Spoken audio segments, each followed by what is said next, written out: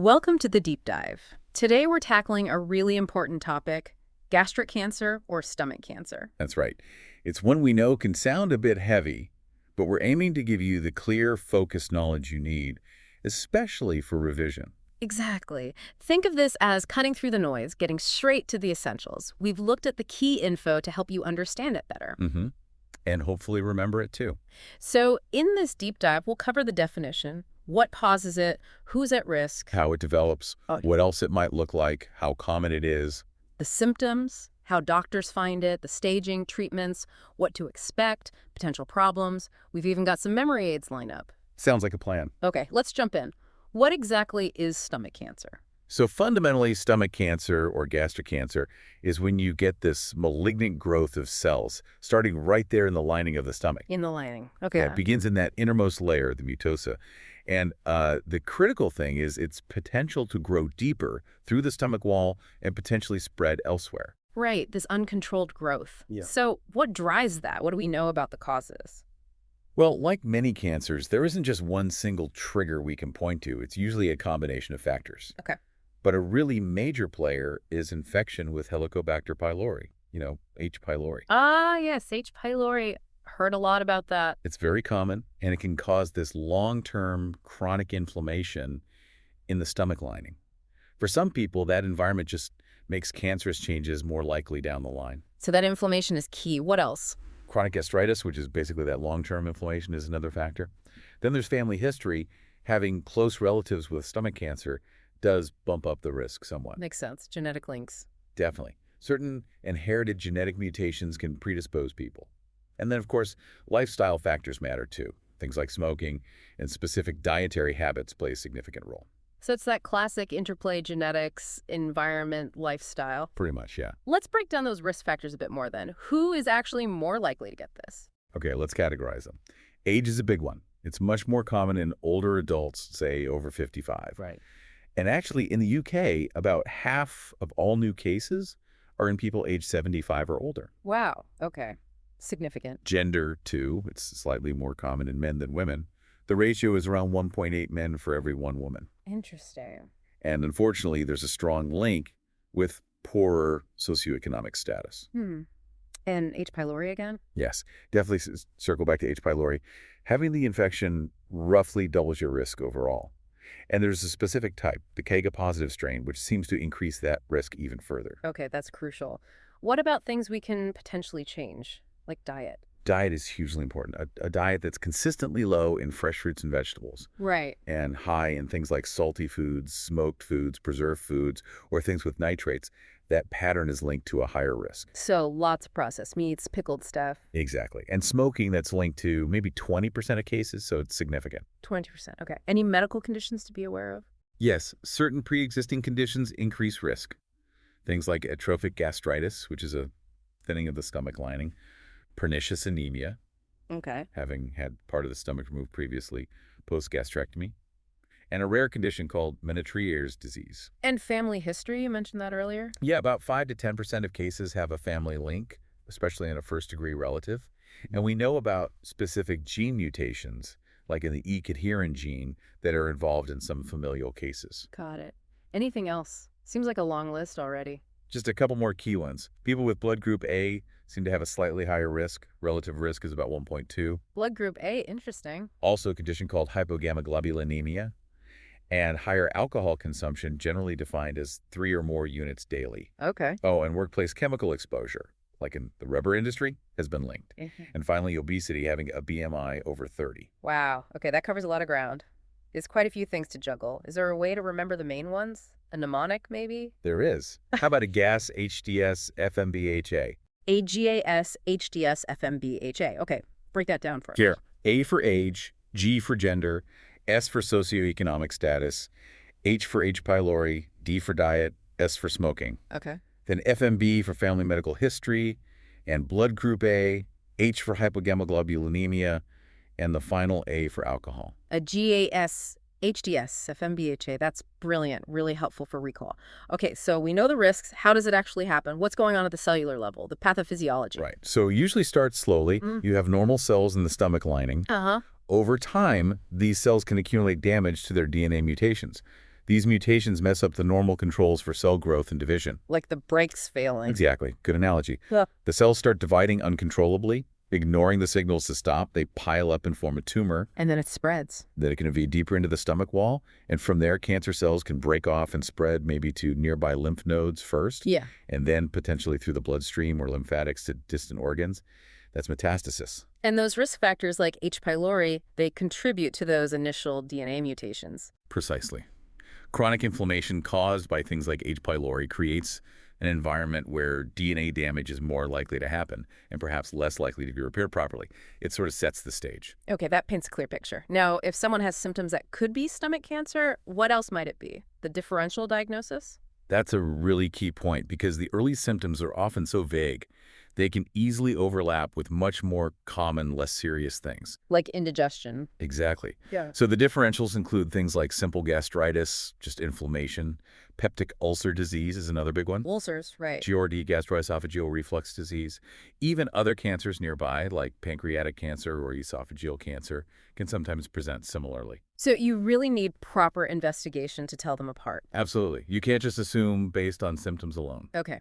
Let's talk epidemiology. How common is stomach cancer, say, here in the UK? In the UK context, it's actually considered relatively rare compared to, say, lung or breast cancer. In 2018, we saw around 7,300 new cases. That's about 3% of all cancer diagnoses. 3%. Okay. And the good news is the incidence, the rate of new cases, has actually been decreasing gradually over the years here. That is good news. It mainly affects older adults, as we said, and slightly more men. And globally, is it different elsewhere? Very different. Globally, it's a bigger issue. In developed countries overall, it might be around 2% of cancers, but prevalence varies massively. Where is it more common? Much higher rates in East Asia, places like South Korea, Japan, China, also parts of South America. Why such a big difference? Diet, genetics, screening? It's likely a combination of all those things: dietary factors, H. pylori prevalence, genetic susceptibility, and importantly, screening programs, especially in Japan and Korea. Right. And you mentioned a shift in the U.S. Yeah, interestingly, in the U.S., there's been a trend towards cancers occurring higher up in the stomach, near the junction with the esophagus, becoming more common than those in the lower part, the distal stomach. Rates are generally lower in North America and Northern Europe and most of Africa. Fascinating variation. What's the overall global impact? Globally, it's the 5th most common cancer diagnosed. Yeah. But sadly, it's the 3rd leading cause of cancer death. Third. Wow. Yeah, it causes around 783,000 deaths worldwide each year. And again, men are affected about twice as often as women. And that survival rate you mentioned, it's often diagnosed late. That's the major challenge, particularly in Western countries. Because the early symptoms are often minimal or vague, it frequently gets diagnosed only when it's more advanced and harder to cure. The overall 5-year survival is often quoted around 15%, which reflects that late diagnosis issue. Compared to Japan, say, with screening. Exactly. Their screening programs pick up more cancers at an earlier, more treatable stage, which definitely contributes to better outcomes there. That early detection piece is just so critical. So what are the actual clinical features? How does it show up? Well, as we've hinted, in the very early stages, there might be no symptoms at all. Or maybe just some vague dyspepsia, indigestion, discomfort. About 70% might just have that initially. 70%. So easy. Goodness. Very easy. As it progresses, though, more definite symptoms tend to emerge. Things like persistent abdominal pain or discomfort, that just won't go away. Okay. Ongoing indigestion or heartburn, feeling nauseous, losing weight without trying. Unexplained weight loss is always a red flag. Absolutely. Difficulty swallowing, which is dysphagia, vomiting sometimes with blood, sometimes not, feeling really tired, fatigued, and early satiety, feeling full really quickly after just a small meal. Feeling full quickly. Okay. And in more advanced cases. If it's more advanced, you might see other signs. Jaundice, the yellowing of skin and eyes if the liver is involved, a site that's fluid buildup in the abdomen, Right. sometimes more obvious GI bleeding, though that's actually a minority, and signs of spread to lymph nodes like Virchow's node, that lump above the collarbone on the left, Or a Chow's node, yeah. or Sister Mary Joseph's node around the belly button, Okay. And just to reiterate the demographic. primarily affecting men, typically over 55. But remember, early symptoms are often absent or nonspecific, and things like PPIs, proton pump inhibitors for reflux, they can sometimes mask symptoms and delay diagnoses. A crucial point about PPIs. So many present late with alarm symptoms. Unfortunately, yes. a majority present when it's more advanced, with those alarm features like significant weight loss, persistent vomiting, maybe anorexia, abdominal pain, signs of anemia. And are there things a doctor might find on examination that suggest it's quite advanced, maybe incurable? Yes, certain signs point towards that. Feeling a definite mass in the upper abdomen, an enlarged liver, hepatomegaly, jaundice, ascites, finding that Virchow's node, Uh-huh. or sometimes a skin finding called acanthosis nigricans, those dark, velvety patches of skin. Okay, so given all this, when should someone be referred urgently for investigation in the UK system? What are the guidelines? Right, the referral pathways are important. An urgent suspected cancer referral, the 2-week wait pathway, is definitely indicated if there's an upper abdominal mass that feels consistent with stomach cancer. Okay, a palpable mass. Yes. And then urgent direct access upper GI endoscopy, also within 2 weeks, should be offered for anyone with dysphagia, difficulty swallowing. Makes sense. Or if someone is 55 or older and has weight loss, plus either upper abdominal pain, reflux symptoms, or dyspepsia. Weight loss plus those upper GI symptoms in that age group. Got it. Then there's non-urgent direct access endoscopy.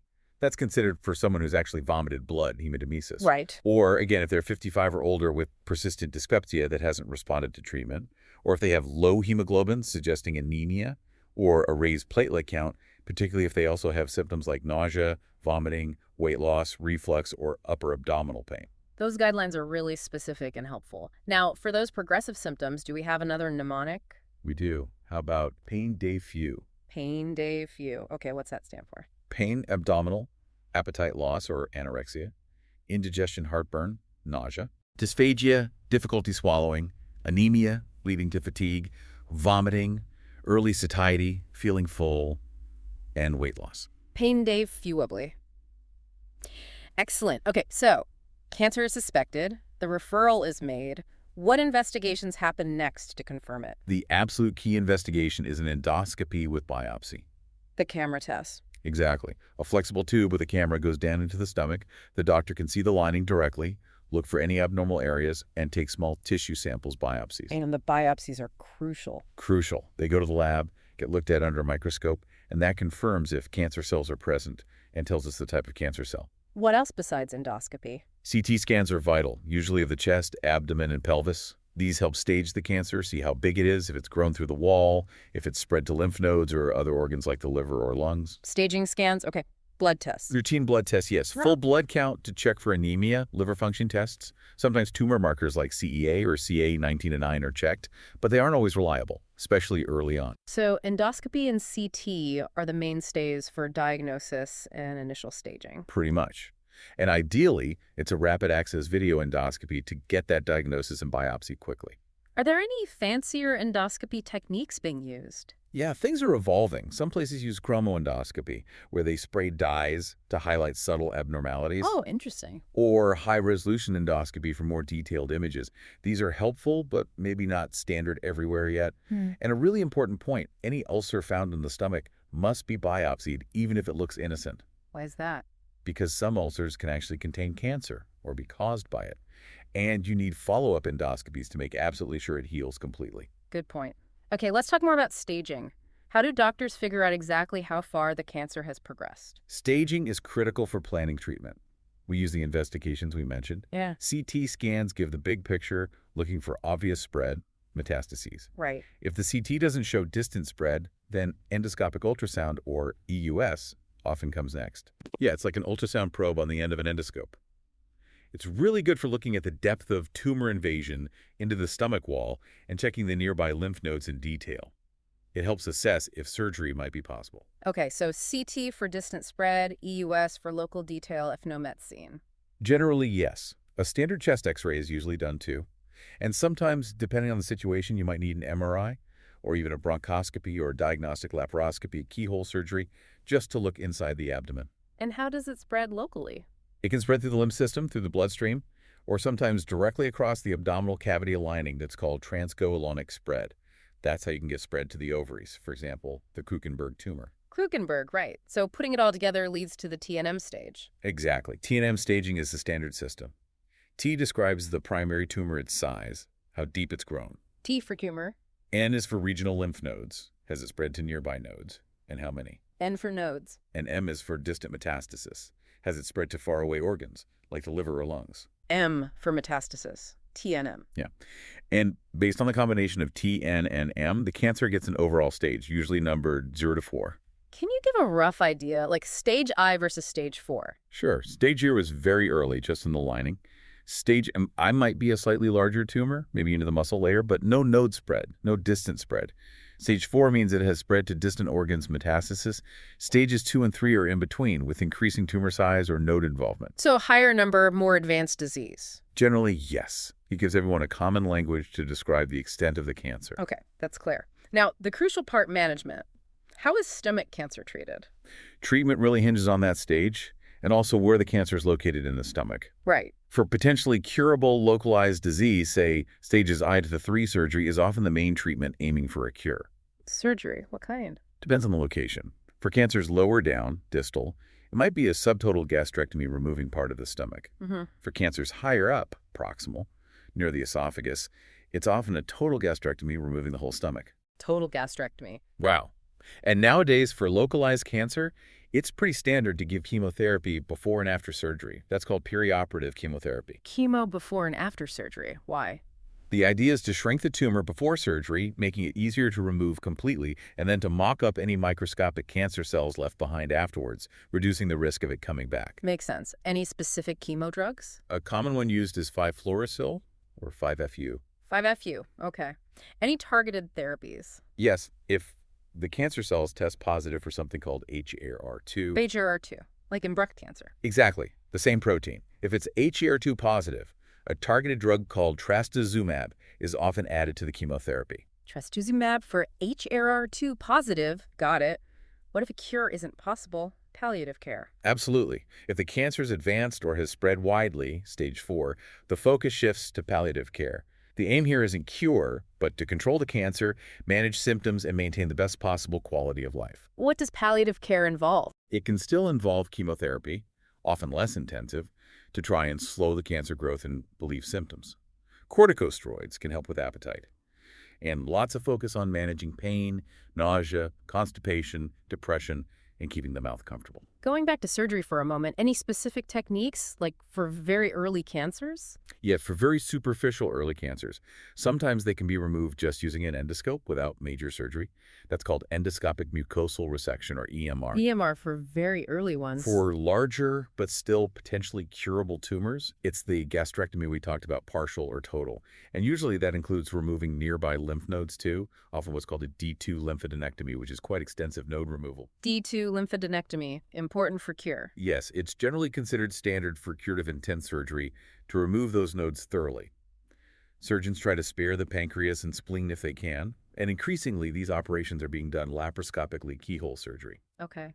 And more on chemo and radiotherapy. You mentioned perioperative chemo. What about after surgery only? Yeah, sometimes chemo, or chemo combined with radiotherapy, chemoradiotherapy, is given after surgery. That's called adjuvant therapy.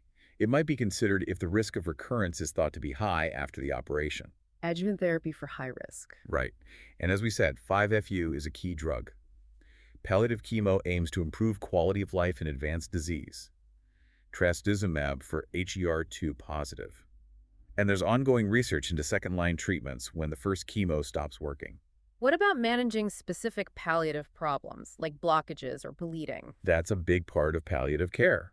If the tumor causes a blockage, options might include surgery like a bypass, gastroduodenostomy, or placing a stent endoscopically to keep the passage open. Stenting, okay. For bleeding, endoscopic laser therapy can sometimes be used. Blood transfusions might be needed for anemia, and pain control is paramount, sometimes using nerve blocks if medication isn't enough. Are there any newer treatments emerging on the scene? Yes, definitely. There's an oral chemo drug called trifluridine tipiracil that's approved for metastatic gastric cancer after other chemotherapies have been tried. Okay, a later line option. And a big area is immunotherapy. Nivolumab is an immune checkpoint inhibitor. Immunotherapy, right. It helps the patient's own immune system fight the cancer.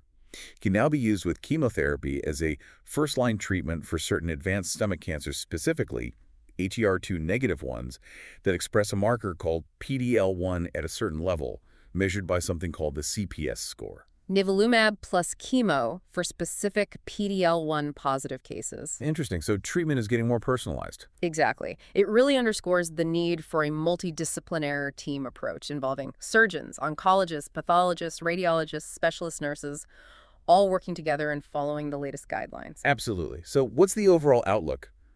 The prognosis? As we've stressed, it's heavily dependent on the stage at diagnosis. Early stage, found and treated quickly, the prognosis is much better. An advanced stage? Less favorable, unfortunately, because it's harder to treat effectively once it's spread. The UK survival stats give a general picture. Overall, about 45% survive 1 year or more after diagnosis. 45% at 1 year? Around 20% survive 5 years or more. 20% at 5 years. And about 15% survive 10 years or more. These are averages, remember. Individual outcomes vary. And you mentioned ethnicity might play a role.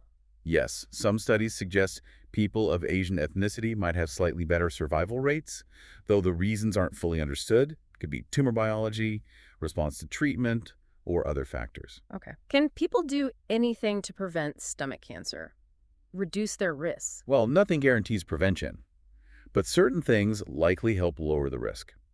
Diet is key. Plenty of fresh fruit and vegetables, aiming for that 5 a day. Definitely. Stopping smoking is absolutely crucial. Cutting down on excessive alcohol, maintaining a healthy weight, avoiding obesity. Are vitamin supplements useful? There's no strong evidence they prevent stomach cancer specifically. And screening, like endoscopy. The role of routine screening endoscopy for the general population, or even for just indigestion, is still debated and generally not done in the UK, unlike in high-prevalence countries.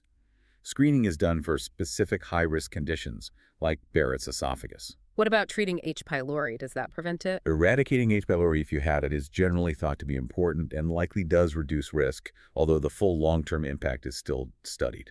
Anything else on the horizon for prevention? There's research into biomarkers like COX2 and whether drugs like aspirin or specific COX2 inhibitors might play a role, but that's still under investigation, not routine advice yet. Okay. Lastly, what are the potential complications that can occur, either from the cancer itself or the treatment? Complications can be varied. The cancer itself can invade nearby organs, esophagus, liver, pancreas. Invasion. It can metastasize, most commonly to the liver, lungs, or the peritoneum, that lining of the abdomen. Distance spread. GI bleeding can happen if the tumor erodes into blood vessels. Obstruction is another risk blocking food passage.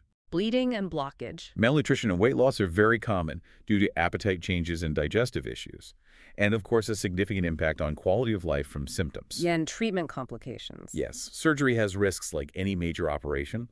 Chemo and radiotherapy have their own side effects: nausea, fatigue, hair loss, lowered blood counts, and so on. And in advanced disease. Complications like persistent pain, ascites, that fluid buildup, and general deterioration become major challenges. This is where palliative care really focuses managing these symptoms to maintain comfort and dignity. That seems to cover all the key areas. We've gone from definition and risks right through to complications and prognosis. It's a lot to take in, but hopefully breaking it down like this helps cement the key information for you. Absolutely. Understanding these details is crucial for revision. We hope those mnemonics, a GS, HDS, FMBHA, and pain day tuple are useful too.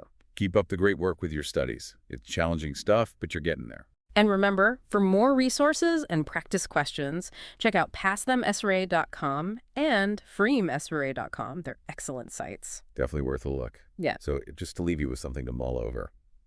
Considering how difficult early detection is, especially in places without routine screening, what do you think holds the most promise for improving early diagnosis rates in the future? Is it better biomarkers, smarter imaging, more targeted screening, or something else entirely? Food for thought indeed. Thanks for joining us for this deep dive. We'll catch you on the next one.